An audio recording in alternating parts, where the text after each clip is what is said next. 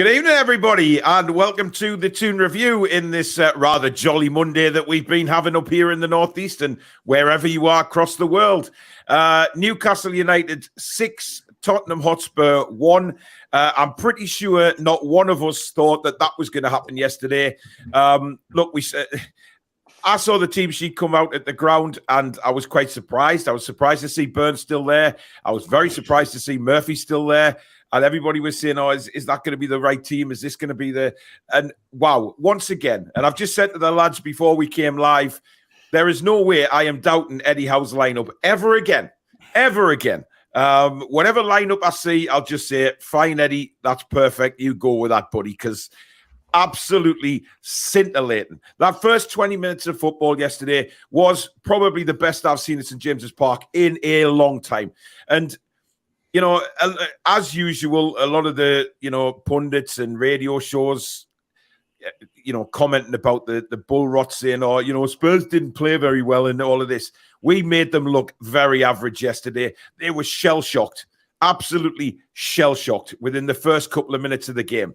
And look, it was just a great place to be yesterday. It was a great place to watch the football, but also, you guys that couldn't obviously get to the ground watching it on TV, it was astounding. Billy, fabulous commentary yesterday. I watched it back last night just to see what your reaction was, because I was thinking at half-time, is the watch-along still on, or has Billy had a heart attack? Because, I mean, everybody was just, when the fifth goal went in, the stadium was just, it was a weird atmosphere because the stadium had just sort of, everybody was looking at each other thinking, oh, are we actually dreaming here? And I was having to look up at the scoreboard, thinking 5-0, 27 minutes gone in the game. And I'm looking up and I'm thinking, we're in bloody dream world here. I mean, Billy, what was it like for you doing the commentary yesterday? Because it must have been just incredible to do. It was surreal. It was really surreal. And the addition of us being superb and Spurs being absolutely dreadful at the back, you could see goals after goals. And I was thinking 10-15 at one point. I got a bit annoyed after we scored the fifth and we started showboating a bit. I was a bit cheesed off for that. I wanted us to really go for the throat and really put them down. But looking back on it now, it was surreal. And after the fifth goal, I think I just started laughing. I think it was yeah. I mean, obviously the hundreds of Spurs fans that left the ground after 20 odd minutes.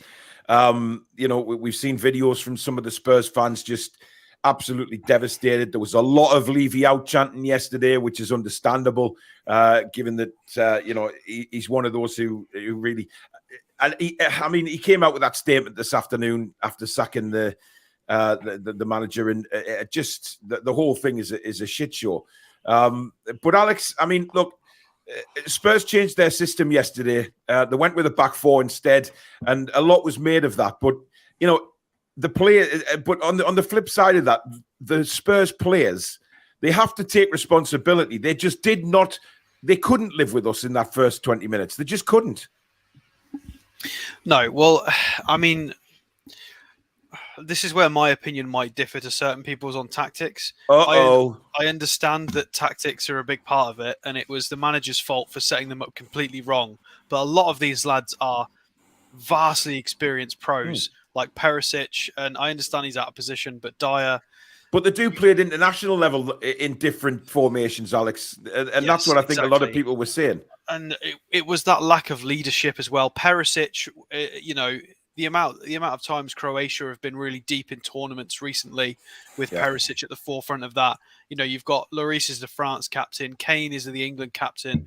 They were leaderless. There was nobody sort of dragging him into shape and forcing him. They weren't listening to each other. Romero was calling out for Dyer and Skip to do different things when the ball was up in the air. Nobody was listening to each other.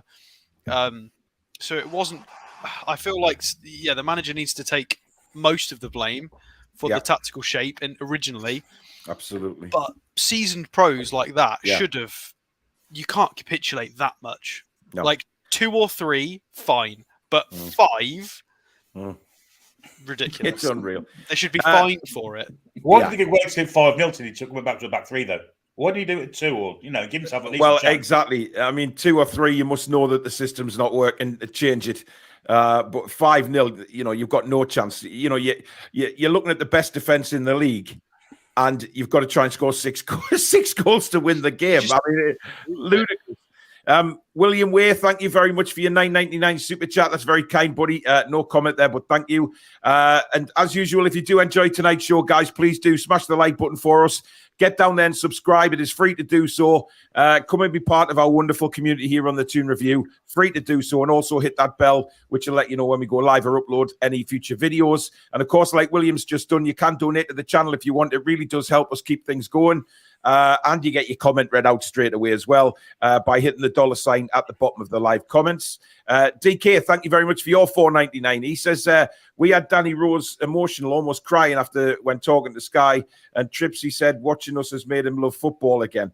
Look, Danny Rose is having a difficult time, but he was, I put out on Twitter last night, I thought he was very brave for coming on Sky and all, mentioning about his mental health.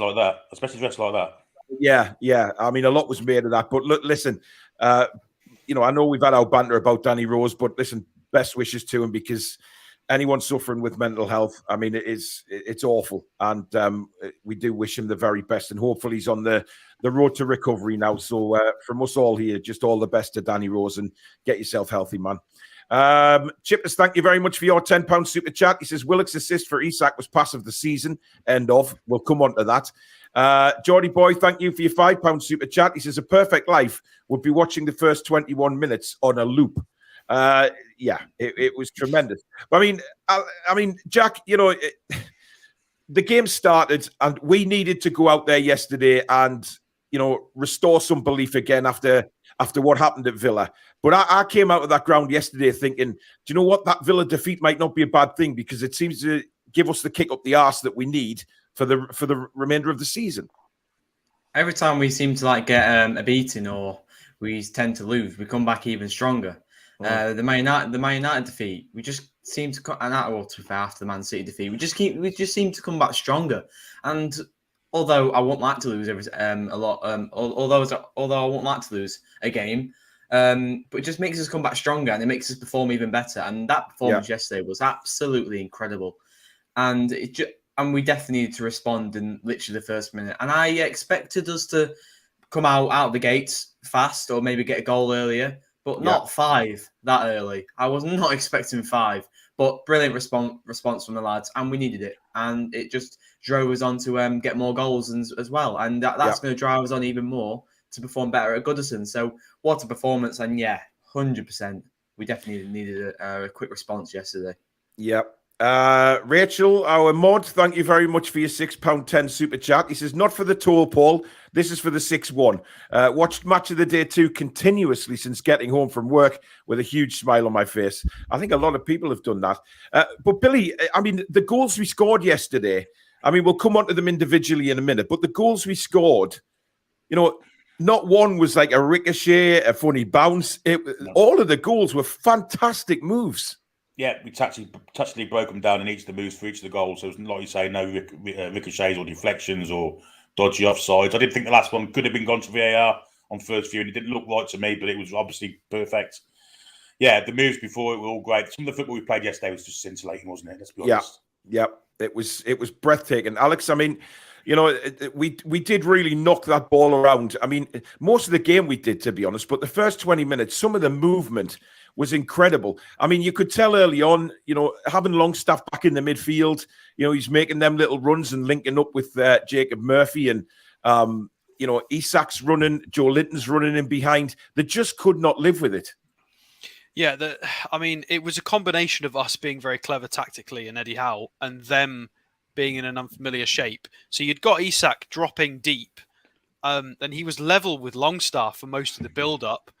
And then you'd got Joelinton trying to peel off the back, and then you'd get centre-backs pressing.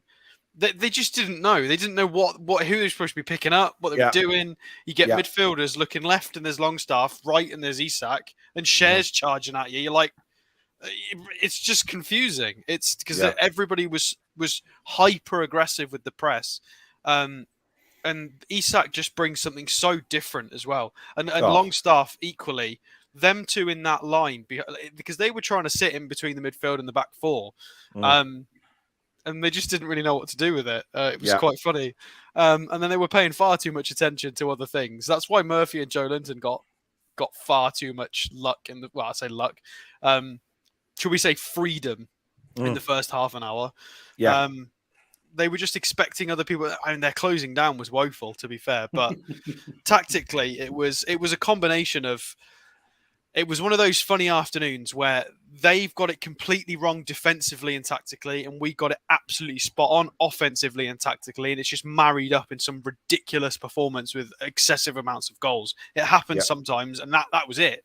We got it spot on at the same time they got it disastrously wrong, and that's how you score 5 goals in 20 minutes. Yeah. I mean, Jack, when you saw the team lineup, what was your reaction when you first saw it? I'm not going to say I was angry, because I wasn't angry. I was just a bit questionable, because I'm like, it's near enough the same 11 as the Aston Villa game, just apart from Gordon taken to the bench and Longstaff coming back in. I was a bit, I don't know what to make of this. I would have started Miggy, because we predicted him to start. And I would have started Matt Targett as well. So I'm a bit, why is Dan Burns starting? But yeah, I'm not, like you said, Paul, I'm not going to question him ever again, because that starting 11 came out and just absolutely blowed us away. And I was a bit questionable at first. And I'm like, you know what? I'll give him a chance. If it doesn't work, it doesn't work. But I'll give him a chance. But I was very questionable. Yeah, I have a feeling, Ian, you're right as well. I think a lot of Newcastle fans will be renewing or getting passports ready for next season. There'll be an influx of Newcastle fans' passports needing to be completed and done, ready for next season. I mean, it was great when the fans started singing "Tell Me Ma won't be home for tea, we're going to Italy." I mean, it's completely changed now. And then, of course, have you ever seen a Mackem in Milan? That was belting out as well. But Billy, we needed to make a statement yesterday. It was a big game. And we had to go out and do a job against Spurs, because it was always going to be, they were our Champions League rivals. This was the moment that we had to step up to the plate. And I think we've just rammed it down all these pundits and people like that who thought Newcastle were just going to fade away into the sunset and finish 5th or 6th. We've rammed it down the throats a bit yesterday. Yeah, real statement. A Champions League qualification spot, 6 points, wasn't it? And those kind of games in the past, generally, we've been found wanted in them, haven't we? Let's be honest. I can remember going to Liverpool last day of the season, needed to win to get Champions League football out of them. We didn't do it. The game against Man United, of course, years ago, and going for the league, that was a 6-pointer. Generally fail. And yesterday, not only did we not fail, we absolutely creamed all over them. And a proper statement to all and sundry. Teams above us, Arsenal will be, literally shitting themselves now coming to Champions Park if they weren't already. And teams below us will be kind of, resigned to not getting past us. So fantastic result, fantastic end result, and fantastic performance. A real statement. Yeah. Alex, Andrew's making a point there about, we've got 3 scorers this season with double figures, which hasn't happened for quite some time now. Wilson's got 11, Almiron 11, Isak 10, Joelinton's got 7, so he could well finish on double figures. I mean, he should have 8. He's unlucky not to have 8 with that, obviously, that funny own goal, but yeah. Yeah, but also as well, if he'd given a big enough shout to Isak yesterday, he could have had another one at the back post in the second half. But look, you can't really blame Isak for going for that either. He was on a hat-trick, so I don't... and they did sort of give each other a thumbs up, so there wasn't any sort of malice in that. But it's great to see that we're... you look at yesterday, we score 6 goals, Murphy gets 2, and I think, hats off to him, because if we look at the first goal... Joelinton does brilliantly. I mean, you could, you should question the defender, and it was awful. But he ran right across the line, got a good shot in. But credit to Murphy, Alex, because he was first to the rebound. And we've seen him miss sitters like that before, but by God, did he took that away. Yeah, I mean, we've always said this on this show, to be fair, for the last couple of years, that Murphy has got a good shot on him. He's fairly clinical in comparison to a lot of the other players who were here under previous regimes. Granted, he did always used to hit the post, but he was pretty damn close. He'd got a good... what's the right phrase? I'm not even sure. It just got good technique. He always strikes it really cleanly, even though it would hit the post a lot of the time. But he's always had that about him. There's always been a little bit there. You could tell. and it was just spot on, and it was his energy was outrageous. But this is something they practice in the training grounds with nice attacking movements, flowing as a unit, following things up, making sure you're alert to the situation. High energy. It's the reason I've always wanted us to play attacking football. I've never enjoyed defensive football. I hate defensive football in international tournaments. I hate that England play defensive football. This is the way to play football. It is the beautiful game for a reason. Nobody calls defensive football the beautiful game. It's just not a thing. And in the long term, can you win a trophy playing defensive football? Yeah, of course you can. But the teams who win all the trophies and many trophies are the ones who play attacking football. So let's just cut to the chase. Just do it the right way straight away. Absolutely. And it's just, we are definitely doing it the right way. Absolutely. Ian Fleming, thank you for your £5 super chat. He says, result was so great. Even Lee Ryder gave 9s and 10s in the Chronicle. Spike, thank you very much for your 20 quid super chat. I watched a movie about football called 6-1 on Sunday. Brilliant. I'm buying it when it comes on DVD. Abs, thank you very much for your £10 super chat as well. A performance I can only describe as biblical. Everyone deserves a 10, but Joelinton was in God mode. Joelinton was my man of the match. I'll say it now. Out of all of them, he was just beast mode yesterday. And, I've said this many times before, and I'll say it again. And I think Alex Hurst put a tweet out earlier on as well saying that I'm sort of about what he said about Joelinton the first couple of years he was here. We've all done it. But for him to now be my favourite player, I mean, he is just... Yesterday's performance was just incredible. And Jack, the second goal, brilliant ball by Cher. Let's not take that away. From where I was sitting, I could see Joelinton pointing for it. And wow, did Cher pick him out. But the first touch was just incredible from Joelinton. I don't think many people are making much of that first touch, the way he brought it down. But then the composure to go around the goalkeeper and slot it home, that's something that Joelinton wouldn't have done in the old days. Can I just say the club retweeted that goal? Yeah, they did. Caption poetry. So yeah, it really was. Just before you answer that, Jack, DK's had another $4.99 super chat. Longstaff's reverse pass for Isak was excellent. Isak is going to be hitting 20 plus with an injury-free season. The guy is ice cold. But just talk us through that Joelinton goal, Jack, because it was something special. Oh my God! I mean, just as you said, Paul, 3 years ago when he first joined, he would have took a touch and we would have gone to the corner flag. It's just so good, Joelinton. But yeah, like you said, don't take any. Normally, goals take away the assist, but that assist from inside Cher's own half to pick out Joelinton and Joelinton to stay on side and get in behind the defenders and to take the touch and to have the composure to just take it round the Reese and finish it. That is honestly incredible by Joelinton. To say he's a midfielder and he can still finish like that, unbelievable. Yeah. I have no words to describe that. When I was watching it, no words. I couldn't get any words out to what I just seen there from Joelinton. I felt like I was watching Prime Shearer right there. Honestly, I don't know what I was looking at. It was absolutely unbelievable. I mean, we know Big Joe loves a goal against Spurs, doesn't he? But Billy, we'll move on to the third goal with Murphy. I mean, he gets the ball 35 yards out and he thinks, do you know what? I'm going to have a belt at this. His confidence is up because he's already scored a goal. And then he scores, and the smile on his face, I think he could have swallowed St. James's Park.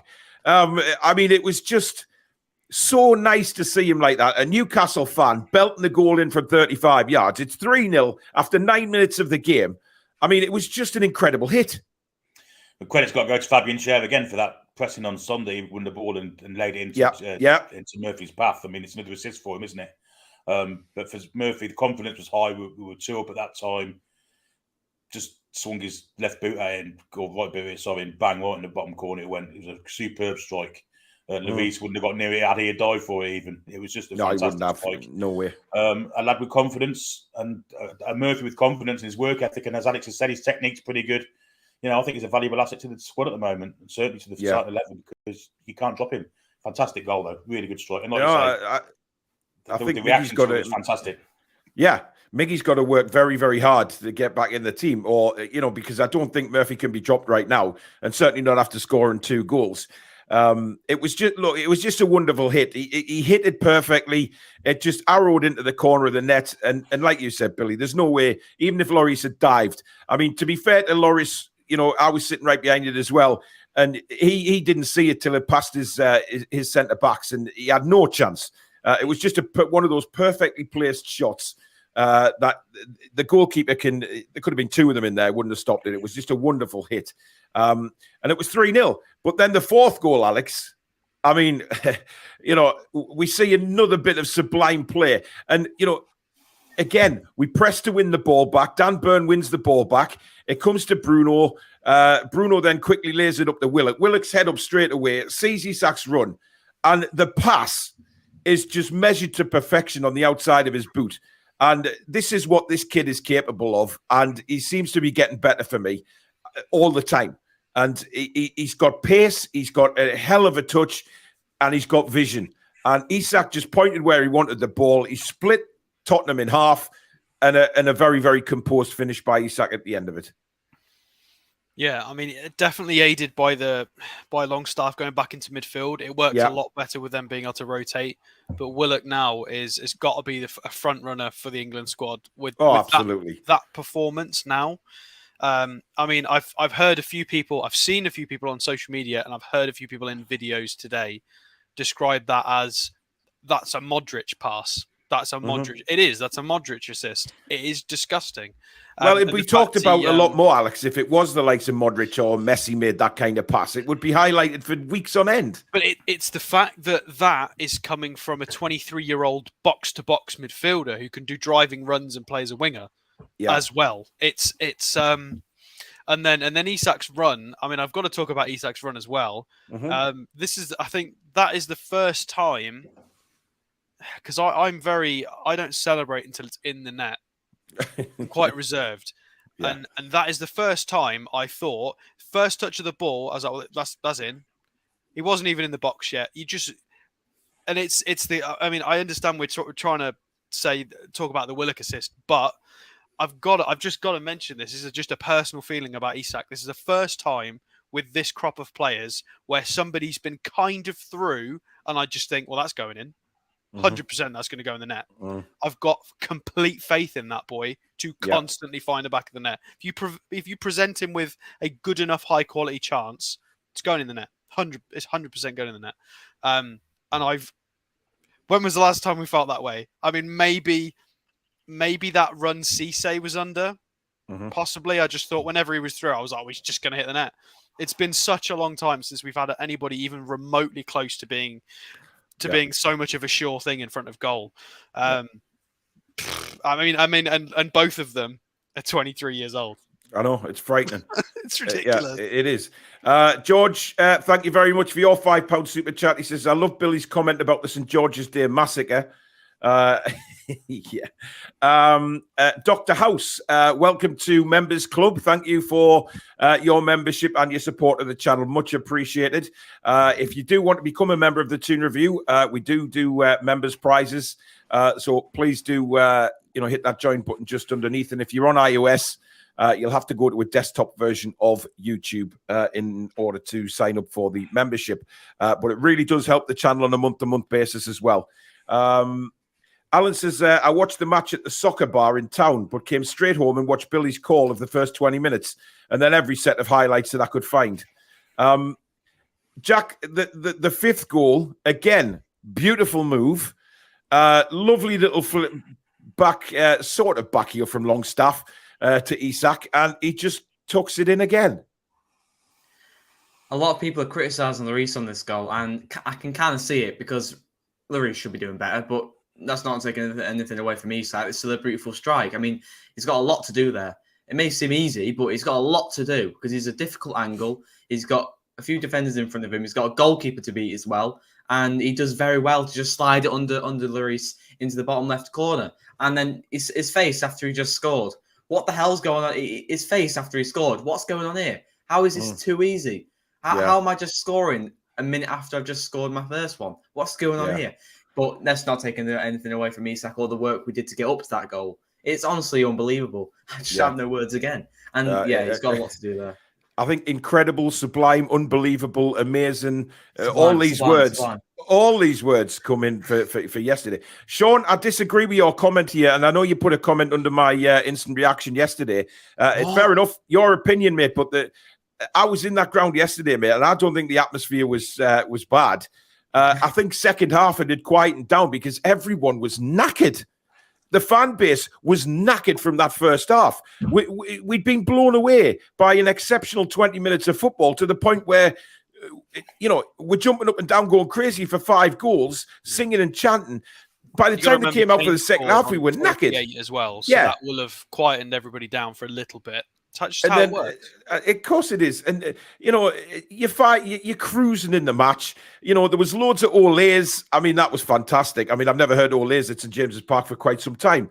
But I don't think the atmosphere was poor, mate. But again, your opinion, which is fair enough. But from where I was sitting, I didn't have a problem with the atmosphere yesterday. I thought it was incredible. I just thought, it quieted down a bit second half.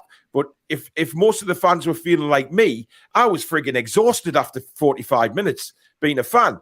I mean, me and George and the rest of us jumping around like nutcases and hugging each other and then looking at each other in disbelief, thinking, what are we witnessing here? We were knackered, man. But, I must be honest, just kind of commentate on it. After the 5 goals went in and we didn't score for 5-10 minutes, I started to feel a bit flat. And I was actually getting critical of the team for showboating and not being professional enough. So I can understand that, how there was a little lull in proceedings in the crowd, I guess. Yeah, but you've got to take into consideration that we have another game on Thursday night. So I'm sure Eddie would have said to them at half-time, look, let's just see this game out. Let's just play the game out. We've been brilliant. And let's start thinking about Thursday night as well, which was definitely mirrored in his substitutions that he made, because he gave people a good rest last night. Bruno, for me, got a lot of rough treatment in that first half, and I thought the referee was very kind, shall I say, to the Tottenham players with his cards.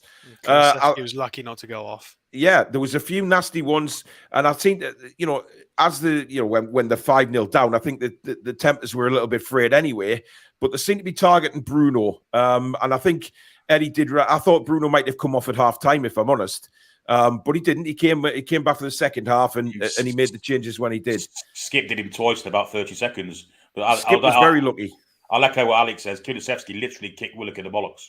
And did it. I saw that as well. Well, I blame the referee. I think the officiating after they went 5 down was atrocious. The referee needs, you cannot referee every minute as it's not the same minute. You don't get 90 identical minutes. You've got to understand that they've just conceded 5. Yeah. They're going to be angry, frustrated. They're going to try and lash out to try and get back into the game, maybe foul, throw their weight around. Your job as an official is to protect those players, and he should have been a little bit more verbal with that and said, look, if you guys try and hurt them, you're going to go off. And I just don't think he did. I think he just got the yellow card out occasionally when he needed to. Very lenient. Kept quiet, and somebody could have got really hurt because they did start to lash out for a 10-minute period, as Billy said. It was dangerous. Well, I actually thought Harry Kane left one in, I think it was the second half. Harry Kane got tackled by I'm not sure whether it was Botman or Byrne, but he seemed to leave a foot in. He was frustrated as hell yesterday. Look, Son and Kane, for me, were their dangerous players yesterday. Son tried his best. He made a few very good runs yesterday. And by God, is he quick, by the way. He's like a sudden whippet.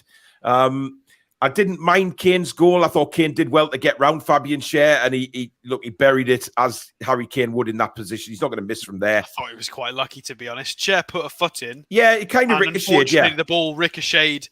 Politely and kindly in front of Kane to carry on running. But he was never. He was quite fortunate. He was, but he was never going to miss from there, was he? I mean, it was the only opportunity that took. I mean, look, they had a couple of shots, but, Kane missed a good opportunity in the first half, I think, at 2-0, their first attack, and he, from about 8 yards out, Billy, I don't know if you can remember. I thought it was in. Curled it wide. I thought it was in.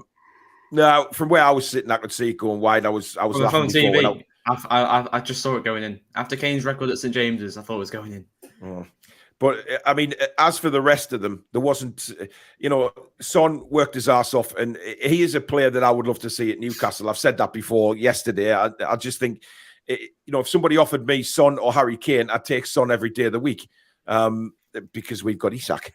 Simple as that. And I think Isak's going to be a beast. But I like the way that Isak got a bit ratty yesterday with the Tottenham backline. He was putting himself about and getting involved in little skirmishes and stuff like that, which I love to see.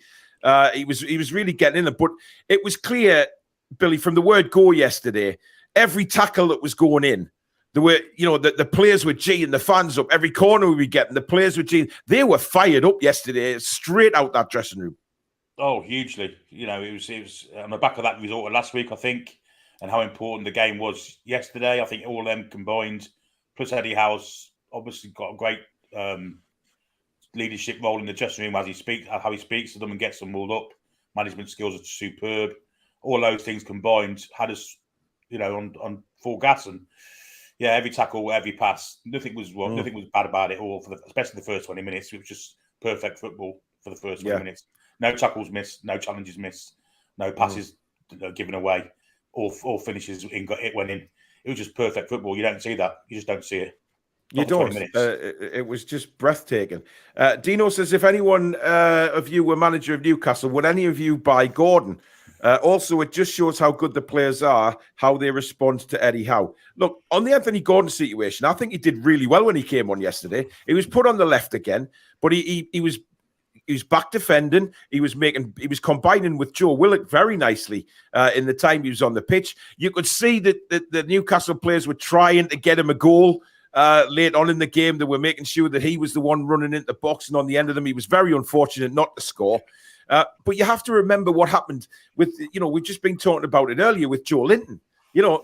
He's took a couple of years to get his feet under the table, but Anthony Gordon will happen for me. I just think everybody's jumping on his back too early, and it's unfair because I'm willing to give him a chance, get a good preseason under him for next season as well. But I thought he did really well when he came on. Sophia, thank you for your £10 super chat. She says, Billy's spontaneous singing during his commentary was my highlight. Yeah, you did break into song a few times, Billy. Well, yeah, if you're winning 6-1, when there's not a more perfect time to break into song, I think that was a perfect time to do it. And it wasn't believable, to be fair. Yeah, absolutely. Toon Dave says, evening lads, mods and chat. What a result, an unbelievable group we have at the Toon. Watch the behind-the-scenes match cam. And Isak saying, Gannon Yem, as he went back to the changing room, pure class. Yeah, he's catching on with the Geordie accent. Colton says, see how many goals we score against Everton in 21 minutes. Look, Everton will be a different game, a very, very different game, because Everton are capable of, we don't have a great record at Goodison Park. Do I think we'll beat them? Absolutely. But I don't think it'll be the same sort of game. You never get two games the same, and we could just battle out a scrappy 1-0 win at Everton or something like that. But you can never say that it's going to be the same, Alex, when we go to Goodison. No. I mean, it's not at home for a start, which is we are completely different beasts when we're in front of 50,000 Geordies, whereas it's a very hostile environment against the Scousers, whichever ground you go to. I think it's going to be a difficult game for Gordon. I don't think he will touch the pitch. I don't think there's any point. And it's just it's going to be a more careful game. But yeah. I think it's one that we can do well with if we start with that kind of urgency. Because to be fair, apart from the 3 or 4 games where we had a bad first half, 90% of the games this season we've had an electric first 15 minutes. We've just not been particularly clinical in many of them. So if we can go and nab 1 or 2 in the first 20 minutes, half an hour, and just be hyper clinical, and the lads can just ride that wave, that will quiet them right down. It's definitely possible. We've got the physicality, we've got the energy to match them. We'll see how it goes. Sean says he has a really bad feeling that Everton will beat us. Sean, we've just beaten Spurs 6-1. Where is your negativity coming from? Look, I don't understand. Everton will be the complete opposite of Spurs. They won't be passive. They'll be in absolutely our faces. Yeah. Of course they will. We're going to have to work our bollocks off and then out football them. Everton will. There'll be no football. What they do, it'll all be hump it and lump it, hard, tough stuff. They're trying to fight for their survival, aren't they? So it will be a harder game, a much harder game, away from home as well. But quality-wise, we piss all over them, and we've got the work ethic to match. So I can't see us winning, losing. Sorry. Yeah, well, I mean, look, fair enough. If you've got a bad feeling about it, I don't. I think, like Billy says, we'll out-football them. Yes, they'll be up for it. They'll try. They're at home. They've got to. They're in a relegation scrap. And we know what it's all about, being in relegation scraps and how desperate you become at this stage of the season. However, we just need to play our game, play these lovely little one-touches, play the football that we saw. And I don't think we'll have a problem beating Everton. And the same for Southampton. I know they got a draw at Arsenal, but listen, Southampton coming up here. We've played them already in the Carabao Cup semi. That was an iffy game, but we were going through a bad spell then, remember? We weren't playing great football. However, now we've turned that corner, so it's a very, very different game.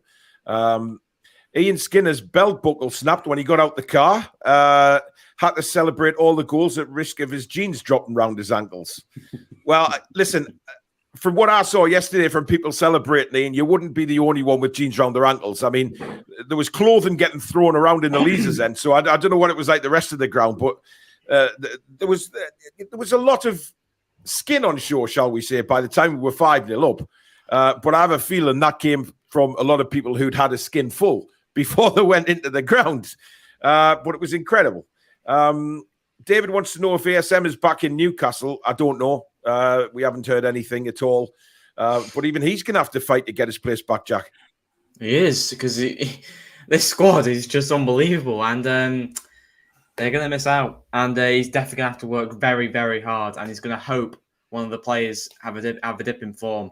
I know we're not going to hope that, but that's what Max is probably going to hope, because he wants to get in this starting 11. He wants to be the one that helps us get further into the Champions League spot. And he's going to be one to be the heroes of Newcastle as well. So he's going to have to work incredibly hard. Yeah, but our bench is going to be Maxi, Wilson, Miggy, Gordon. Yeah. That's fine. Yeah, we have a good more of that. I mean, it's good that Eddie's now got options, Alex, isn't it? He's got options to bring on.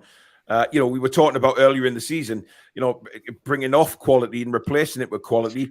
He can do that with some of the positions now. I would like to give a shout out to Callum Wilson as well, specifically for so that game yesterday took him equal to and over the amount of minutes he played last season.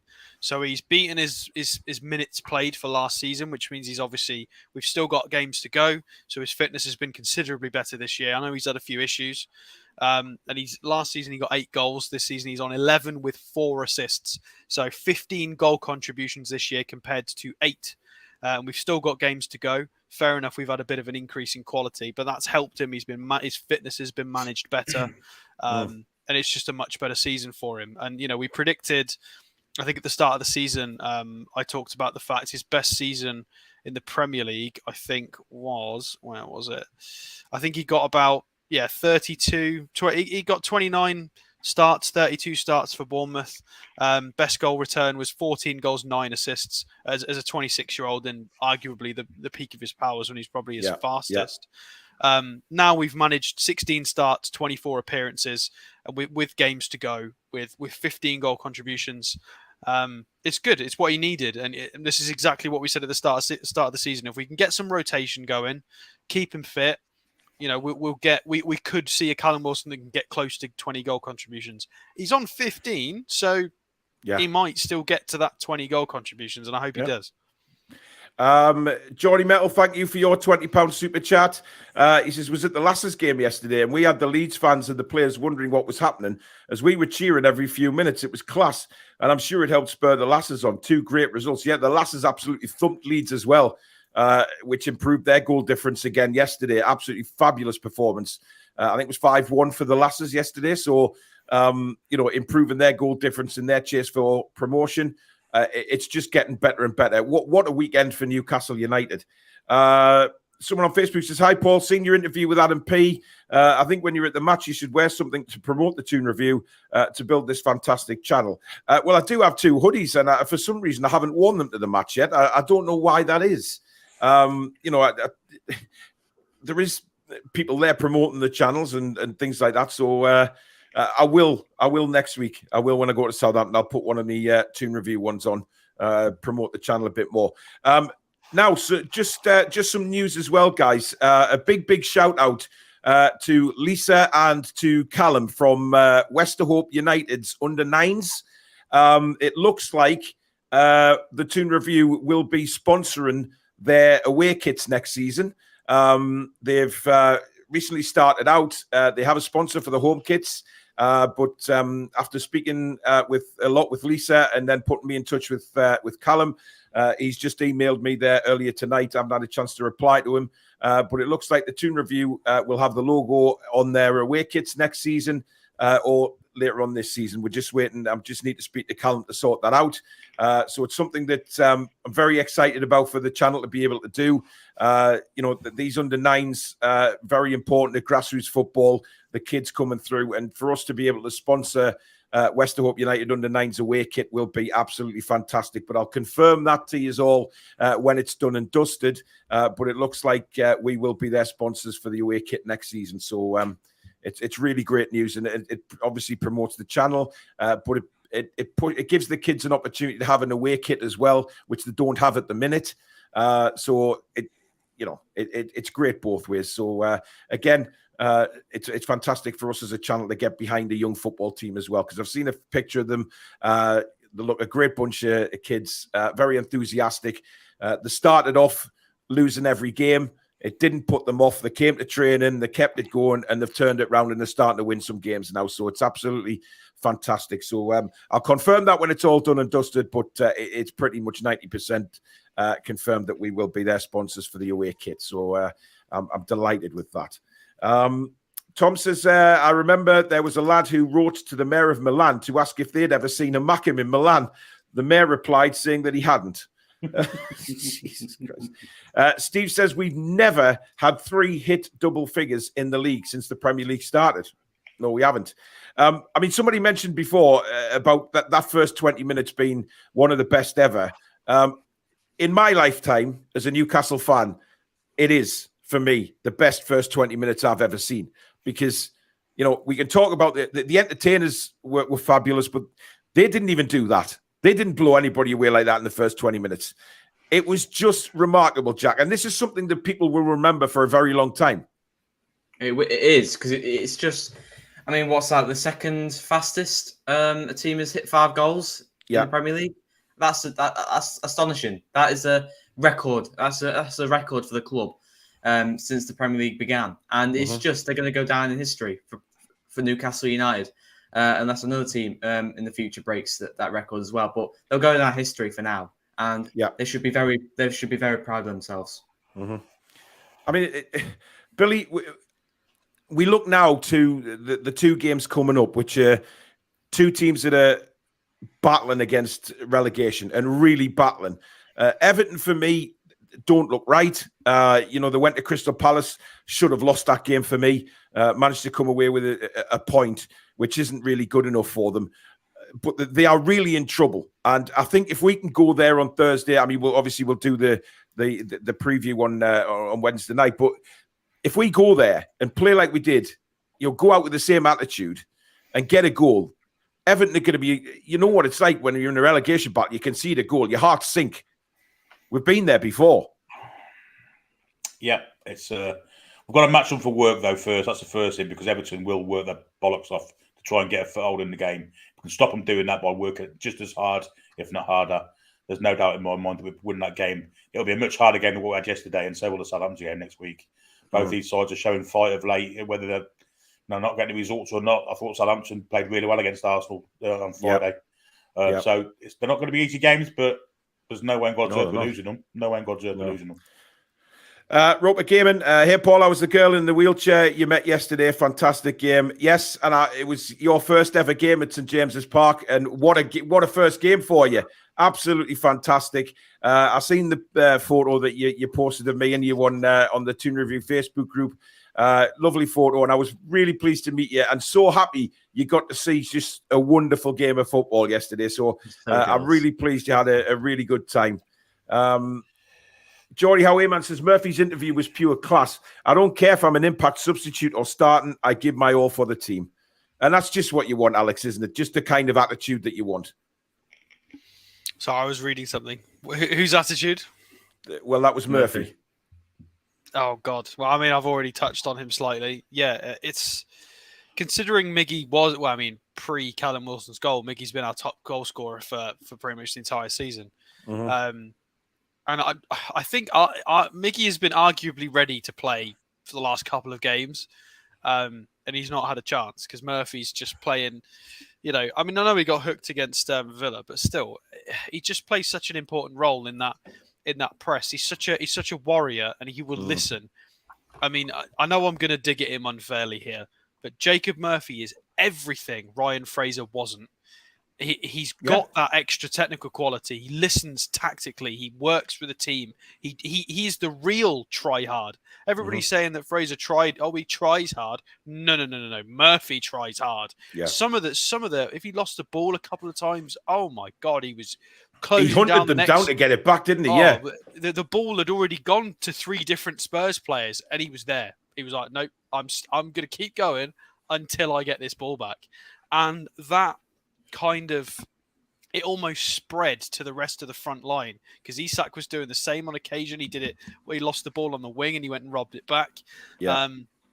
Just such good work, and then he finished it off with a couple of good hits. I mean that 30-yard shot had a 0.02 xG value.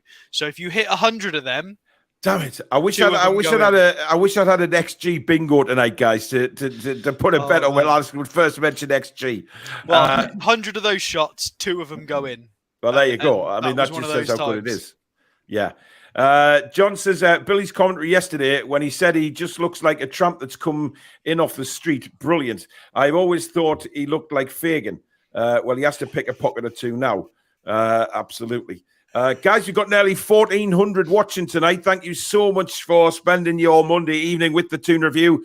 If you are enjoying the show, please just take a second right now to go and smash that like button. In fact, if you think Newcastle are absolutely monstrous at the moment, go and hit that like button. And of course, if you're new to the channel, do hit the subscribe button. Free to do so. We're almost at 19,000. And hit that bell as well, which will let you know when we go live or we upload any videos. And of course, like so many good people have already, you can donate to the channel if you do wish. It really does help us. And you get your comment read out, guaranteed, by hitting the $sign at the bottom of the live comments. And of course, the join button is there if you wish to become a member like Dr. House earlier on. Right. We're coming up to the player ratings, guys, because I think this is going to be pretty straightforward. Actually, I mean, I don't think I've ever been so confident doing a player ratings that we're pretty much all going to be agreed. Unless Danielle 10s. Well, yeah, but unless I think I've got a few curveballs, and you'll see. What yes. I was just about to say, I mean, there might be a couple. I may have 1 or 2 as well. But somebody wants to have a word, guys, after yesterday's performance.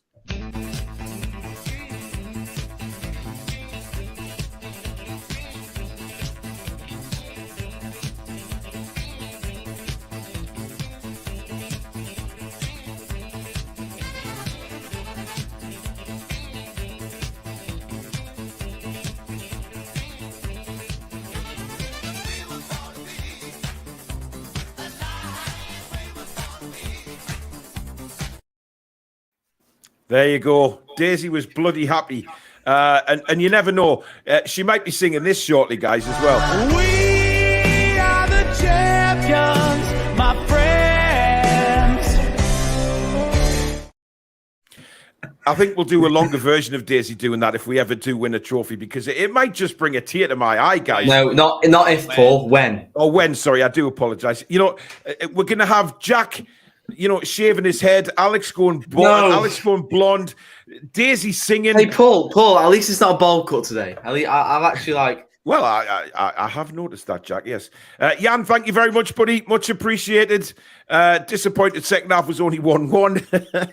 Yeah, but we just played the game out. Barbs, thank you very much for your €2 super chat. Billy's commentary was highlighted on YouTube. Yes, it was. He was on fan reactions again. I was on there last week. They seem to like the picking out the Toon Review for the goals because they know fine well that me and Billy are going to be going a bit mental in front of the microphone. I think we do on our commentaries, yeah, without a shadow of a doubt. Right. There's a lot of comments coming in about your commentary yesterday, Billy, which is fantastic. Thank you. So, it's my turn in the hot seat Thursday. Billy's back in the hot seat on Sunday. So Everton will be me commenting and Billy on Sunday against Southampton. So do tune in for those. We expect to have some very, very good performances. Foxy says, love to see Spurs in the mud. The way they treated Davinson Sanchez was awful. Clear to see he's not the problem. It was 5-0 before he even came on. Yeah. I thought he did really well when he came on too. He did. I mean, look, when they changed back to 5 at the back, obviously the game had gone. It was just, it had calmed down completely by then. And, it was over and done with, really. Although, when Harry Kane scored, you do get that Newcastle United little churn in stomach thinking, oh, no, we came back from Arsenal from 4-0 down. You just thought, Jesus, but it was never, ever, ever going to happen. Absolutely ever. Tom says, quick mention also the NUFC women who had a big 5-1 away to Leeds yesterday. Absolutely, they did. That's been highlighted on our Twitter page as well. Sean says, have you heard Stellini has been sacked? Yes. That was all going to happen. 6 o'clock or something. Yeah. Good timing as well with the Man United game next. Yes, indeed. But I did have to laugh the way that Daniel Levy made the statement, but he signed it off like Daniel, as if he's sort of pals with all the fans. I mean, they absolutely hate him. There's no doubt about it. Lee May says ASM wants out, biggest joke of the day. That's gonna come and go all the time. I can't remember. So there's two of them now. They're starting to gang up on Gordon with ASM. Like, just leave them alone. Seriously. Yeah. Brilliant, Paul, on the sponsorship. What a belter idea, getting TTR sponsoring the young lads football team. Mason, that's excellent. Can safely say, says Barry, I can't wait to get rid of some of the deadwood in the summer and bring in some young backups with good potential. I'm not even thinking about it now. Just embracing the moment. I feel like I'm sitting in the middle of a swimming pool somewhere nice and hot. Drinking me hand, just, and it's peaceful, and it's tranquil, and you just look around everywhere, and it's just Toon everywhere because we are giants. Anyway, Francisco, good evening to you, my good friend. He says, hello, fellow chatters. Driving at the moment, but lots of love for you all. Miss you all. Yeah, we miss you, man. We want to see you again very, very soon, Francisco, especially Rachel. So there you go. George says, are we still sponsoring Cramlington Kids team? Look, we did sponsor them. I sent them the money, always paid up for the sponsorship. And sadly, I haven't heard anything from them since. Nothing of, the kits with the logo on, nothing from anybody to do with the club that, the under-9s that we sponsored there. So that's disappointing. I was told that we'd get regular updates on how they're getting on and play a part in the awards night. Nothing's come to fruition with it.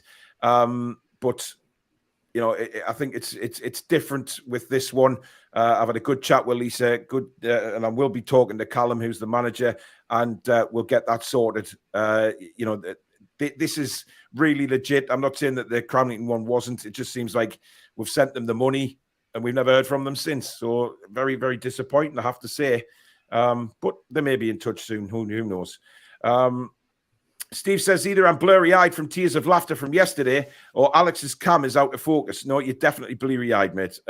Very, very bleary-eyed. Right. Let's do it. The player ratings. I think everybody in the chat, everybody's tuned in to hear these player ratings because, well, we know they can be a little controversial at times.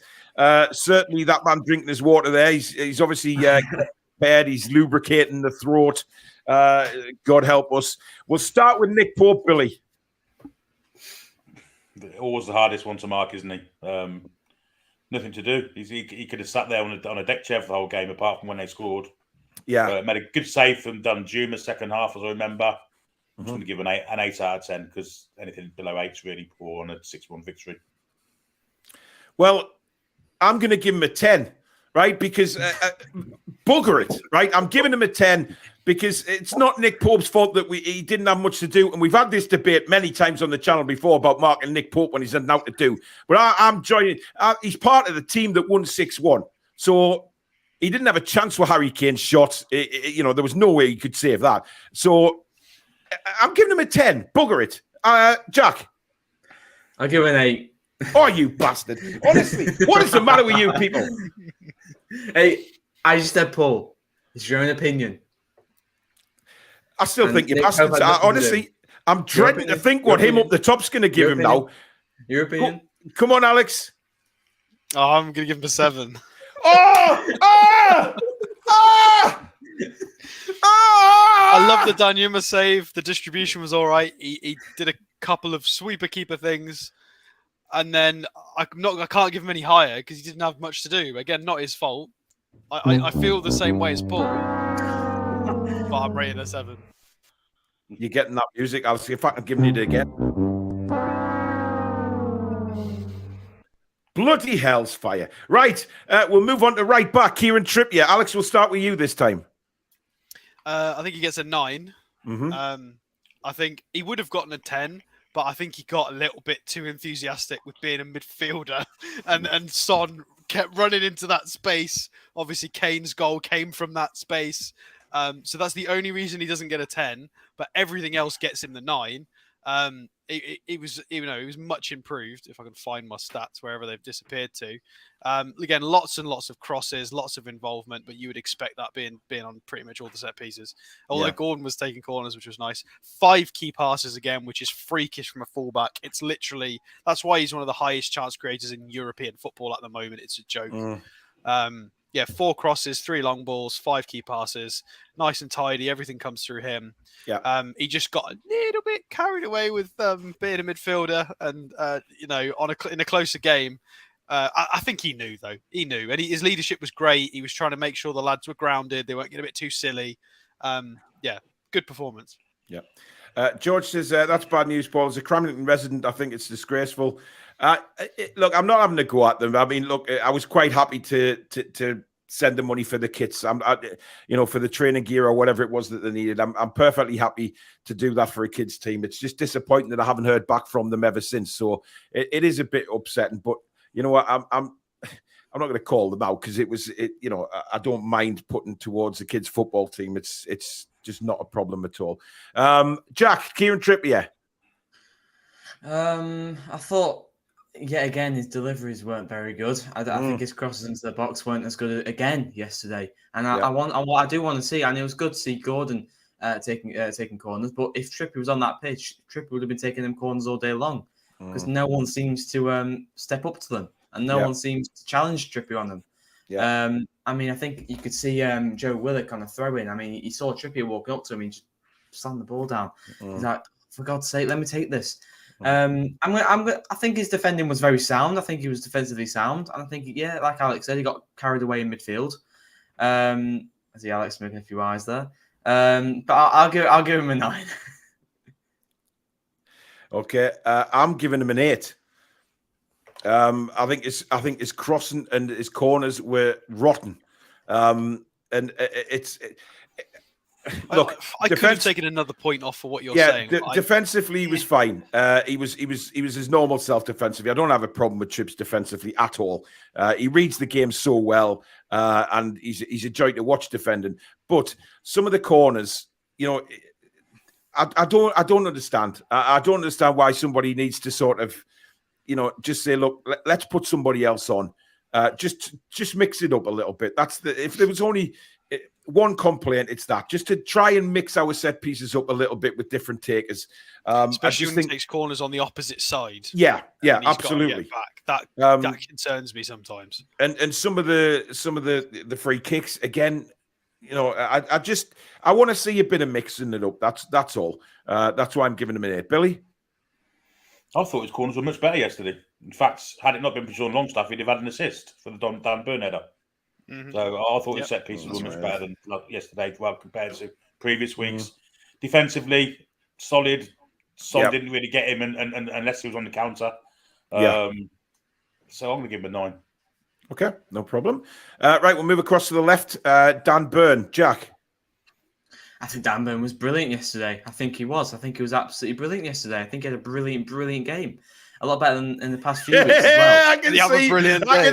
I can see Simon Cowell's eyes burning right now. Keep going, I don't Jack. care, Simon Cowell. Dan Burn. He's from Blythe. And he's absolutely brilliant.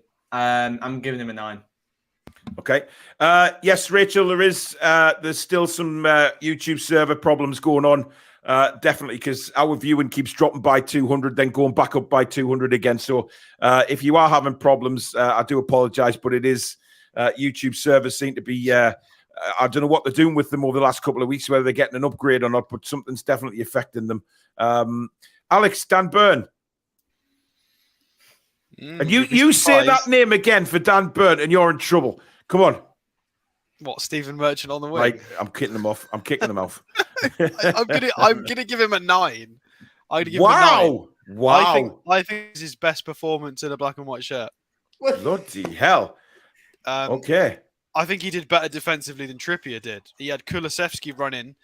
The recovery runs to get back to Kulusevski were phenomenal. Absolutely phenomenal. I didn't realize he could move that fast. If he was doing that consistently in the last 8 weeks, I wouldn't have had any gripes about him. It was exceptional. There was a point, Alex, in that first half. I think it was a 5-minute spell where Spurs were trying to hit those diagonal balls across to the right hand side, and he got them every time. Only one. I think one of them he didn't get. He misjudged the ball, but.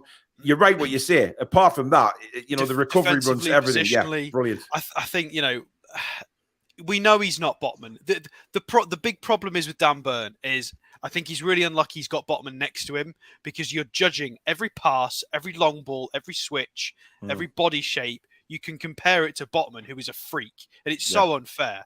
1 out of 6 long balls isn't great. When he gets the ball sort of the touch line high up, he's just got to give it to someone else because he's not going to beat a man. Yeah. But I'll give him a 9 out of 10. I think that was probably his best performance. It was so complete. Billy? Yeah, I think 9's really fair. And the moment when we saw him on the right wing, trying tricks on the right wing and then making an interception on his way back, trying to get back to the left back slot and making an interception in the centre of midfield was outstanding. I'm sure I saw him nutmeg somebody yesterday in the second half, I think it was. I'm sure he did. Really, really good game. And with a bit of luck, could have had a goal as well. That set piece. Yeah, he deserved the goal. Yeah, it was definitely going in. Doing there. No, I don't. Yeah. And cost him a goal. So there you go. 9 out of 10. I'm giving him a 9 as well. Absolutely fair for all the reasons that have just been given. I agree with Alex. Probably his best game for us, and long may that continue. I think, look, whatever we say about Matt Targett, I think Dan Burn is the number one go-to for left back for the rest of the season. I think that's been pretty proved now. If he was going to make a change, he would have by now. I think he's got his trust in Dan Burn. He's got his trust in that back four. And I think that will be the back four for the remainder of the season, quite honestly. Roadblock, thank you for your £5 super chat. He says, worried Skip Rat's going to kick the shite out of the lads as well as get no ref protection. Again, we'll still give them a severe stomp and another 5 or 6, please. I have to say I'm a little bit worried about the refereeing and what kind of tactics Everton play. But listen, Sean Dyche is a good manager, and I don't think he's that kind of manager that goes to tell players to kick lumps out of each other, whatever you think is sort of his Burnley days. Yes, I know, Billy. I was talking about his Burnley days, but I don't think. Listen, he had to at Burnley, given the standard of players he's got. But Everton have got a few footballers there, surely to God. Anyway, we'll talk about that later on in the week. Exactly, Billy. Thank you. Right, Fabian Schär. I'll start on Schär, and I've given him a 10. I love this guy. Just love him. And again, he looked like he was. I mean, he did struggle with his hams. I think it was just cramp later on. To be honest, that forced him off. But Eddie wasn't taking any chances of him. I know people are saying people are giving him 9s in the chat, saying, "Oh, I would have given him a 10 if he didn't left Harry Kane through." He tackled Harry Kane. It was a rebound off Kane's shin that put him through. Otherwise, Fabian Schär would have won the ball. It was a lucky ricochet for Kane. Was in the chat. Never mind on the screen. But Christ. Guys, he got 2 assists yesterday for a centre back, and one of them was just a world class pass. And for that pass alone, he should get a 10. But his defending was sound again. He was just outstanding. So 10 from me. Jack? 10. I don't. If people put him 9, you got to give a reason what he did wrong, really, because I don't really see much that Shea did wrong. Yes, he was unlucky. What was the score? 6-0. 6-0 was it? 6-1, Billy. Oh, that's what he did wrong. Anyway, the Praetorians give him an 8 with no comment there. I would really love to know why you're giving him an 8. But Jack, you're going 10, yeah? I'm going 10. He was unlucky not to win the ball as it was a ricochet, but he got 2 assists as well. And I think he had a sound game. Yeah. Sophia says Newcastle are flying higher than Alex Hare was yesterday. It had its own airspace. Yes, I did notice that when you popped on, Alex. Wow. I mean, people could actually go trampolining on your bonds yesterday. I'd had a shower before I'd gone out. I hadn't used any stuff in it. I was outside. It was crazy. I mean, the fact that you went out in public with it like that, I mean, did young kids not come along and say, can I give you £1 to go trampolining? I need a haircut, I'm well aware. At the weekend, I'm just a bit busy at the moment. I mean, that quiff's going seriously north at the minute. I mean, you're touching the stars with that, Manny. Right, Billy. I'm going to give him a 9. I think it was a fault for the goal. And even had Kane gone down, he'd probably been sent off as well because he did pull at his shirt last man. He probably got the red card. But Kane did him a favour actually while scoring. So I'm giving him a 9. Outstanding apart from that moment. I really enjoyed the race he had with Son and he kept up with him. It was really, really at full pace behind. He couldn't get any faster. Well, I think that's a couple of minutes later. That's when Fabian Schär got the crab, Billy. So it was.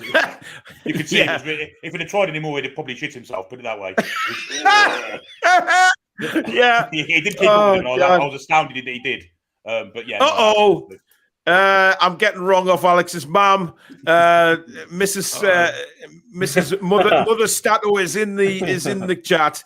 I do apologise, Jeanette, but I do love you. Jeanette, do you have a go at trampoline? If any, hey, he's digging you in, Alex. I'm charging, Alex. I'll tell you what. If anyone wants to have a good night out, get out with Alex's mum. She is so much fun. She is so upbeat. She's just a wonderful woman. She really is. Love her to bits. Right, Alex, Fabian Schär.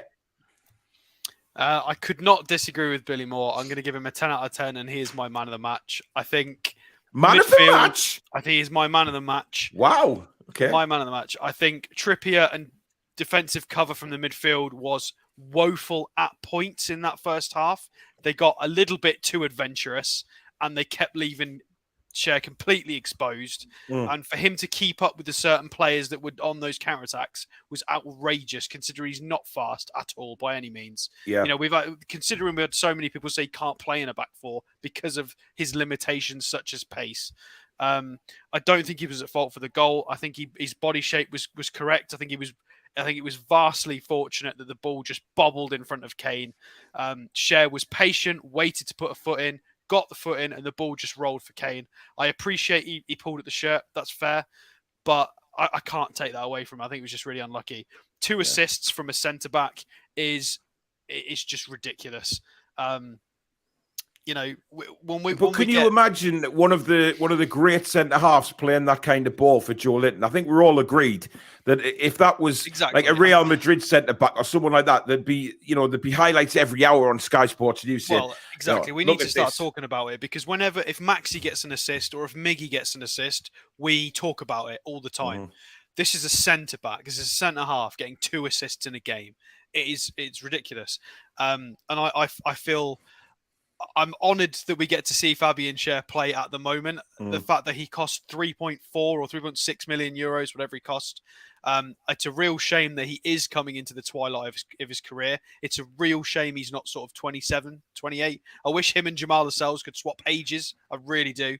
And I think whoever comes in as the young right-sided centre-half is very lucky to be learning from such a great right-sided centre-half. And I think in 10 years back, we're going to look back and be like, oh my God, Fabian Schär was so good. And let's not forget, we look at Colaccini now, that's going to be Fabian Schär. He's exceptional. I don't think Colaccini was capable of putting passes in like Fabian Schär does. Fabian Schär is like streets above Colaccini. And a good point made by Simon as well. He did the same ball at West Ham, played him through as well. 2 weeks on the track. And at Tottenham as well. Seemed to be something that they've got going on. Maybe they work at that in training. Anyway, let's move on to Sven of the Botman. Billy. Well, I'm going to give him a 10 because I thought he was absolutely outstanding. Positional wise, I've not seen a better game from a centre half, knowing where the ball's going to be, sensing the danger, blocking the ball with his arms behind his back. He's absolutely a genius at it. Just outstanding. He really is. We keep saying it. It's a Rolls Royce. He's a Rolls Royce. Yeah. He did that on the penalty spot, didn't he, with his arms behind his back? He just knows exactly where to be. I don't know how he does it. Yeah. He's got a sixth sense where he knows where to stand and block shots. He's absolutely superb at it. Yeah. 10 for me as well. The guy just should have, that Rolls Royce thing. What the fuck was I doing there? The Rolls Royce bags. Let's move on. I was just looking at myself on the camera there thinking, what the fuck is this? Anyway, Jack. Sven Botman. You've had a Tottenham there, mate. Hey, I didn't give a shit, man. Why are you trying to be a rhino, Paul? What's going on? I know, it's terrible, mate. It's terrible. I'll give him a 10. I think. I think he was different. Right, Jack can't talk, but he's giving him a 10. Alex. I'm going to give him a 10. He didn't get the assists, but 96% pass accuracy, positional sense, again, of an elite centre half. I've just said I wish Cher was younger because we could get more out of him. Botman is, considerably younger.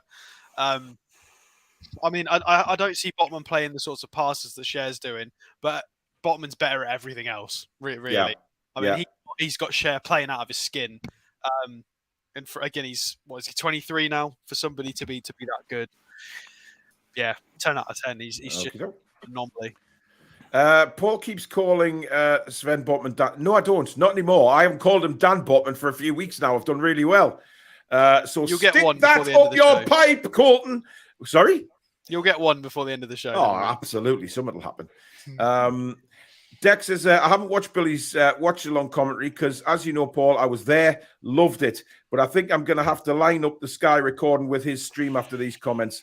Look, that's what we say to do on every single one, whether it's Billy or myself. Modern day TV now, you can pause it. If we're slightly behind, just pause it until me and Billy say, right, we're underway on our streams.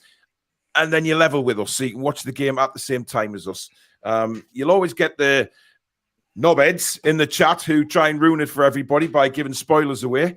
But that just can't be helped. It's live TV. What can we do? But there you go. Right, let's move into the midfield, and we'll start with Bruno. Alex? That's easy, 10. Mm-hmm. That's the easiest one of the night. Well, it's not. I think that's possibly one of his best performances. He didn't steal the show with any flamboyant assists or goals, but in terms of just a complete midfield performance, right, that is exactly why Villa man-marked him, and Tottenham, for some reason, just let him go. That is why you do not let that man have that much space on the ball for 90 minutes, because he ran the entire show. He ran the pre-production, post-production, next week's show. They gave him far too much space. So what you're saying is, Alex, he's the director, really, just directed. His vision's incredible, isn't it? His vision is just... But it's the fact that he can sit back and do Pirlo things whilst being a running 8 and run. He's a combination of 2 or 3 great players. Yeah. And if he maintains this level for the next 3 or 4 seasons, he's looking at world-class status, instantly. He's already playing like that consistently now, but he'll get international recognition. People from all over the globe will be buying Bruno's shirt if he keeps this up, because it's and the fact they try and kick him off the park. Sometimes playing with one leg. Billy? Yeah, 10 out of 10. I just love watching him. He's the way he keeps us ticking over, transporting ball from right to left to right, just drives us through the middle. He's got a fantastic vision. He's got a fantastic pass. He defends superbly for us. He picks the ball up in great positions for us. Everything he does for us is just so positive. Man's superb. And I worry about his ankle, because every game now he's going down with it. Well, he says he's going to get that assessed in the summer, isn't he? Whether it needs some further work, but we'll obviously, if it does, he'll get that done pretty much straight away, so he's fit for the pre-season. But phenomenal player. If it needs doing, it needs doing. Jack? 10, just for being Bruno. Yeah. His vision to switch play, brilliant, whether it's to Trippier, Murphy, or Joelinton or Willock, who was ever on the left or right side, and to just run the show. He was outstanding. 9 out of 10 long balls, 90% pass accuracy. Pretty impressive, I have to say. 10 for me as well, just directs the player. I think his vision is incredible. To have so many players around him, yet still be able to pass the ball like he can. That's where Kieran Trippier, for me, impresses, because he gives Bruno that outlet all the time. He finds the free space on the right-hand side. But look, he can go anywhere he wants, Bruno. He's just a magician. Right, Sean Longstaff, Jack.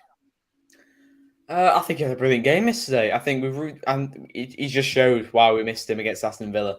We missed his work rate. We missed how much he gets stuck in. And he works so well for the team. I mean, that one way he set up Isak for that goal. I mean, the intelligence to know where Isak is, just to flick it back to him. I mean, for me, Sean Longstaff, I'm giving him a 10. Okay. Alex? Are we doing Sean Longstaff, are we? Well, that's his name, yeah.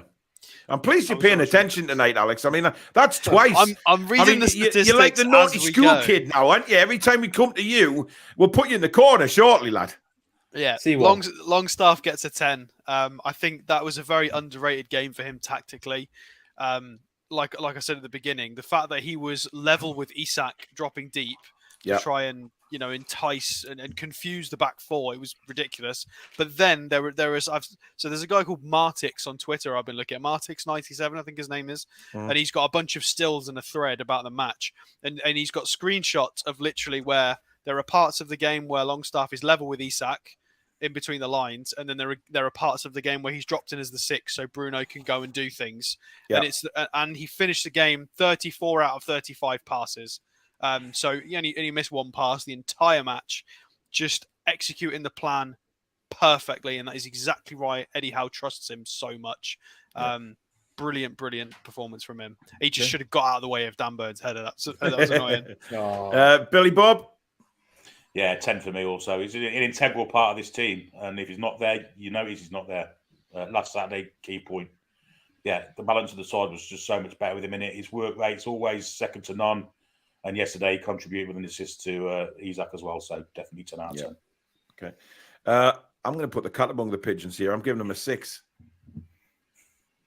I lie. Of course it's a 10. Of course it's a bloody 10. For all the reasons that have been given. The good thing that came of that, I made Alex choke. I'm giving him a 10 as well for all the reasons given. Now, Joe Willock, 10 for me, straight out the bat. It doesn't need explaining. Wonderful assist. Wonderful play from Willock yesterday. Drive and runs again, which were fabulous to watch. 10. Jack? Do I need to speak? 10. Well, you do have to give his rating, obviously. Yes, you do need to 10. speak. Well, there you go. 10. Billy? Well, even if you hadn't done anything else, that pass alone deserved a 10. Yeah, absolutely. Alex? Yeah, 10. I mean, I'm 10. I mean, I want to talk about the England thing. Mount and Gallagher are the two people ahead of him, really. Well, that says a lot, doesn't it, really? And I think based on the last 6 months and recent form, his age, who he's playing with, he just cap him. Just give him a cap. He deserves. Alex, you do realize when you say just cap him, that's like gangster for kill him or kneecap him. You know what I mean? That's not how we're taking this. It's a football show. It's obviously not where you live, but in the it is on a football show. Probably in Coventry, Billy. I mean, cap him would probably mean show, then fine. But that's so cap, Alex. Everyone's capped in Coventry, especially you. Yeah. Right, let's move on to the front three now. We'll start off with Jacob Murphy. Alex. Right. It's got to be a 10. He scored 2 goals. Yeah. On top of scoring 2 goals, the first one was desire to follow it up. The second one was a freakish long shot. Then all of the running he did and the hard work while still...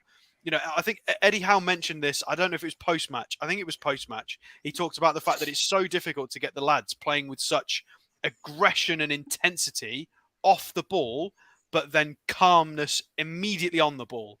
And he's right. That must be so hard as a player when you are, your eyes are red. You're just absolutely going for it. Yeah. And then you've got the ball and you have to swap in that instant. And Murphy is taking to that like a duck to water. He's honestly, And that is one of the reasons he's why the doing so epitome well. of playing for the shirt, isn't he? Playing for the badge. 100%. He's just wonderful. I think if we could give him an 11, I would give it to him because of his reaction as well. Because he's an absolute laugh. He just loves it. Billy. Yeah, 10, 2 goals. But the one point I want to bring up about Murphy is the amount of long balls he gets floated over to him from the opposite side of the pitch, and every single time one touch control. Every time. Yeah, it is. And he could have a man stood a yard for him. Straight on his foot, on his instep, down it goes. And I think that's why Eddie Howe likes him, that kind of stuff, Billy. It's 10 out of 10. And he chases every lost cause as well. If he loses the ball, he doesn't just sulk, he goes back after it, he hunts them down and getting stuck in and forces the opposition to lose the ball. Jack? 10. As well as scoring 2 goals, he was outstanding all the match. I can't see anything to downgrade him because he did everything right. 10.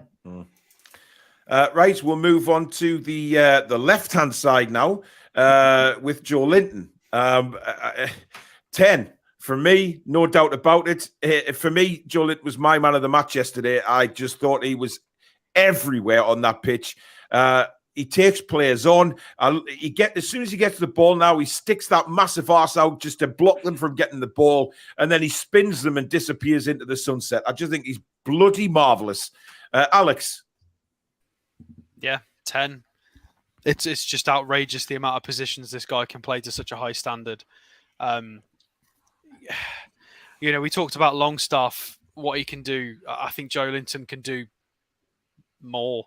I mean, he can basically play Longstaff's position and be a winger and also kind of be a bit of a striker and also just slot in where Bruno is.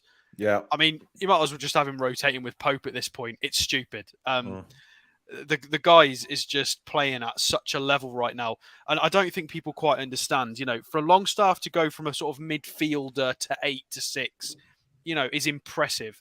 This guy was a 9. And for him to go and shield the back 4 in parts of games, doing it so well as well, so carefully, and then be an explosive winger, I mean, he's just fantastic. I think he's one of the first names on the team sheet now. I really do. Billy?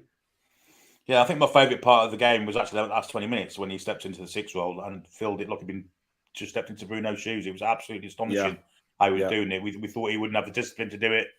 He was fantastic at it yesterday. So careful. Skills while he was doing it. Passing was fantastic. Being in the right place, intercepting, passing, all that from someone that's a powerhouse usually with skills to match. So, yeah, outstanding. 10 out of 10, no doubt about it. Jack? 10, my man of the match. Yeah. He's just unbelievable. I know we say he gets better every single game, but this is getting a bit ridiculous now. I mean, he's just everything. I said this in the preview, I think. He's just everything you want in a midfielder. He's got a goal in him. He's good defensively. He can run everywhere. He's just the. If you're looking for a definition of a midfielder, Joelinton, that's the one. 100% 10 out of 10. Well, I don't know if it's the definition of a midfielder. I think it's the definition of, it's everywhere. It's the biggest comeback since Lazarus. It's incredible. I mean, I just love the bloke. I absolutely love him. Right, Isak. I mean, look, do we have to go around? I mean, I'm pretty straightforward. 10 from everybody is for Isak. Mm-hmm. No, I think he's the second best striker in the Premier League at the moment, behind Haaland. I think Kane's obviously got the goal prowess, but I think in overall play and what you bring to the team, Isak's second in the league. I'm looking forward to seeing what Isak does with a full season injury free, because I tell you what, his goal ratio will be right up there. And the full preseason, exactly. Overall play, I'd say, is the best at the moment. Well, that's true. I mean, Haaland's more of just a penalty area player, isn't he? And yeah, I can see where Billy's coming from. He is that type of player that can Haaland just turn. is if you fuse Wilson and Isak together. That's Haaland. Yeah, basically. Haaland's he's just a Isak's work yesterday, tracking back and getting the winning balls back that he'd lost. Phenomenal work, mate. Again, it was similar to Murphy. He lost the ball. He was winning it back. He was away. But there's a lot of Thierry Henry comparisons coming in that saying he can be like him. I've seen a lot of people say that, and I don't disagree with that. I think he's definitely got the right. Well, the problem is at the moment, because it's a short sample size, we're being laughed by a lot of other fan bases for suggesting and making these comparisons. And I think give it maybe another season, once he's had sort of 18 months performing at this level, I think they'll start to. They might start to take it a bit more seriously. Yeah. Right, substitutions. Who came on first? Wilson and Gordon, was it? Almond. We'll have a look. I think it was Miggy came on with Wilson, didn't he? Miggy and Wilson, right. Right, well, Wilson scored, so what are we going to give Callum Wilson? Yeah, I'm going to give him a 9 because I thought not just his goal, I thought his all-round play was much better yesterday as well. He looks his hold-up play looked better, Billy. He was holding the ball up better and then later playing into the midfield, which was crying out for. One move he did, he had 3 men in his back and he kind of dummied them and went through the 3 of them all together. And they were like completely gone past them. Yeah, he was way back to his best again. On his on his way back to his best. And what we're going to give for Miggy? I'm just conscious of time, guys, so we'll just run through the subs quickly. I mean, I've got to point out that Wilson got 100% pass accuracy, 100% of his duels, 100% of his dribbles. He was spotless. Yeah, Miggy.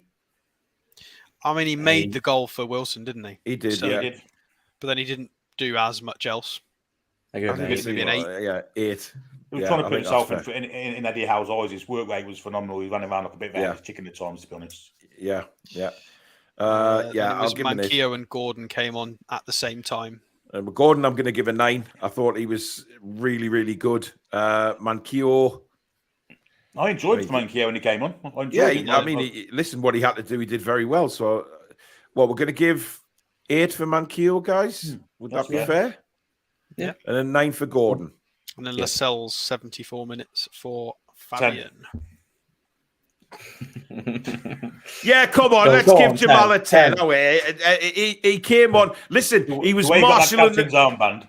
Yeah, but he did marshal the troops as well, guys. He was trying to keep the line as well. I mean, let's give. Can't do it without the Jamal armband though. He's got. Can I just ask who had the armband in between? Callum Wilson. Okay, I had to check because I didn't notice who it went to. In between Trippier going off and Lascelles coming on, I kept looking at everybody's arms, like, where's the band? Yeah, definitely. By the way, Middlesbrough are losing 2-1 to Luton at the present time, which is a bit of a surprise. They were leading 1-0 until just. I fancy Luton to go up in the playoffs. I've got a sneaky suspicion. They were unlucky last year. Last year. I just don't think the ground's a Premier League ground. But then again, it's Bournemouth's. I mean, you go and have a look at some people's washing again next season. Right, Eddie Howe, 10. 10. No doubt about it. 10. Practically brilliant there. The whole coaching staff at 10, actually, not just Eddie Howe. The fans at 10, and the TTR viewers a massive 10 out of 10 as well. For being with us for the watch along and the tonight as well. Absolutely. Apart from whoever gave Fabian Schär an 8. Yes. Not you. You're bad. There you go. You've had a slap on the wrist from Mr. Stato. There you go. That is the match review done and dusted, guys. Thank you very much to everybody who has watched tonight. Over nearly 1,400 at one stage, which was incredible. So thank you very much for spending your Monday evening with us, Motley Crew. We really do appreciate it. So if you have enjoyed it, guys, I can't stress enough how much the likes mean to the channel and keeps us up there in the search results. So please, before you leave the stream, if you haven't done so already, hit that like button, guys. And of course, if you're new and like what you see, hit that subscribe button, free to do so. Help us get the 19K as quick as possible and beyond, of course, by sharing the channel around with family and friends. And, of course, the notification bell, which will let you know when we go live or upload any future videos. You can find us on all the socials, Facebook, Twitter, Instagram, TikTok. We have a Discord server, which we have hundreds of people in there now, which is absolutely fantastic. Good conversation in there. And of course, you can become a member by hitting the join button just underneath the video. If you try to use iOS to go there, you'll have to find the desktop version of YouTube, and that will let you join. Thank you to all the super chatters tonight and new members. We really do appreciate every single one of you and everybody that's viewed tonight. You are absolute legends, and we love you all. Thank you to the mods. Thank you to these 3 people that I call my co-hosts. Hopefully, Alex will do something about his trampoline hair very, very soon, guys, because it's starting now to get that high. It's disappearing out of the frame of the video. He was a good goalkeeper, Alex, wasn't he? John Luigi Buffon. There you go. There you go. Goalkeeper gloves. You look like you've got 3/4 of a fringe, though, to be honest, Jack. I mean, it sort of goes 3/4 of the way across your head and then disappears. It's But been a cylinder, hasn't it? Everyone. On that note, thanks for watching, everyone, and we'll see you later. you're getting there, Jack. You're getting there. You've had the cylinder, not the barrel. Oh dear me!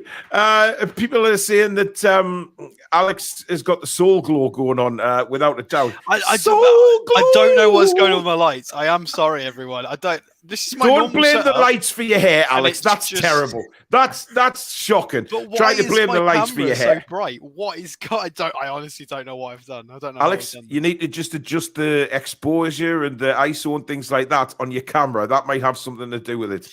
But it's just changed itself. It shouldn't have You done need that. to learn these things. Right. That's us done. We will have the fan forum tomorrow night, which will be very good as well. Get you guys on to let us know what you thought of the game. And of course, we now turn our attention to the game at Goodison on Thursday night. So we'll talk about that as well. That'll be at 8 o'clock tomorrow night as well. So we hope you can join us. Stuff, yeah, there will be a transfer show, but we'll be doing the match preview on Wednesday night. The watch along Thursday night. So we will try and squeeze in a transfer show somewhere for you guys. It is jam-packed this week. Mate, we've got so many scouts jam-packed abroad. We've got scouts in Italy. We've got scouts in Spain. We've literally got scouts watching games everywhere at the moment. It's amazing. Yeah. Hugh says, I usually always listen to the show on Spotify. Yes, don't forget that Spotify and iTunes and all good podcasters, we will be on there around about half an hour after the show ends. I didn't realise Jack was such a baby-face. Yeah, the baby-faced apprentice, we call him on here, not the assassin. He's the baby-faced apprentice. Jack, we're finished. What? You've got no time to speak. Thank you very much for watching, everybody. We love you all, and we'll see you tomorrow night for the fan forum. Good night, guys. How are the lads and lasses? What?